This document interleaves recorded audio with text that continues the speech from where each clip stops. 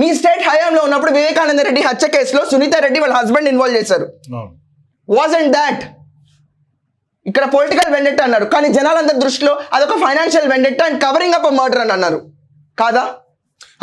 సాక్షిలో ఆత్మసాక్షి, మనస్సాక్షి, వాడెవర్ సాక్షిలో వివేకానంద రెడ్డి గారు ఫోటో పెట్టి దాని కింద గుడ్డు ఫోటోతో చనిపోయారనేసి సాక్షి.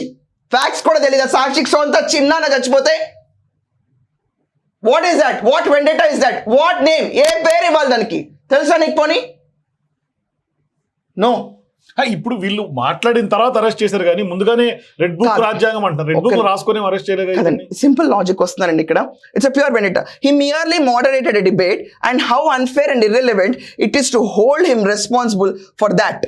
బాబుస్ గవర్నమెంట్, Jogan's government అనొచ్చైతే, Babu's government twisted the narrative, weaponized it, and orchestrated violent statewide attacks on Sakshi media offices, all under the guise of protecting women's dignity.